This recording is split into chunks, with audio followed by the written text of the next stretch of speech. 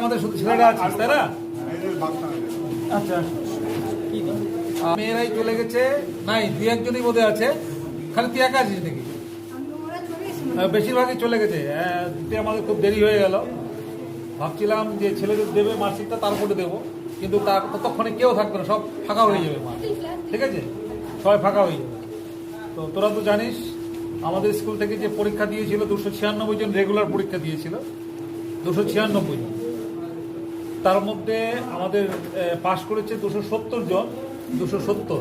এবার পাশের হারটা আমাদের খুব ভালো, ঠিক আছে। এবং ডালিয়ার কথা শুনেছিস, ডালিয়ার টেস্টে কিন্তু 6th হয়েছিল না, 6th।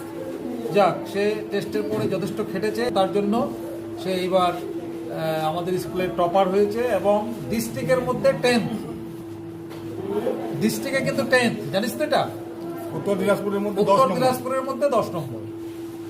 যুগ্ম ভাবে 4 জন আছে, তার মধ্যে এও একজন। 10 নম্বরে 4 জন আছে, তার মধ্যে একজন এও আছে। তো ব্লকে আমাদের দ্বিতীয় হয়েছে।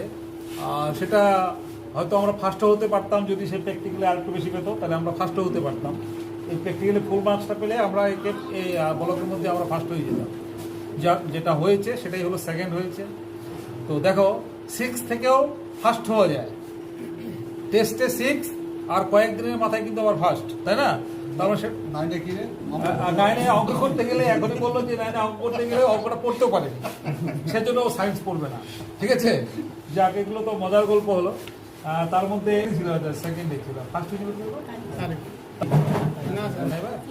আচ্ছা, তুই হলি তোমার রোল কত, টেস্টে কত হয়েছিল? আচ্ছা, আমরা এই 3 জন থেকে একটা ক্ষুদ্র সম্বর্ধনা দিচ্ছি, মানে জাঁকজমকপূর্ণভাবে দিতে গেলে দেখা যায় কাউকেই পাবো না আমরা, তাই না? তোমরা কে কোথায় পড়তে চলে যাবে, কাউকে পাওয়া যাবে না।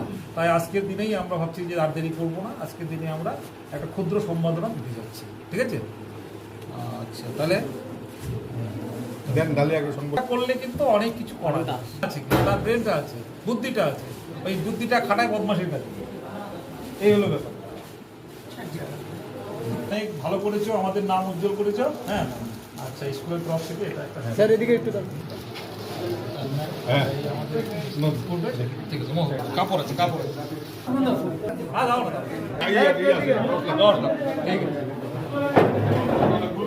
একটা গ্রুপ ছবি এখানে হবে।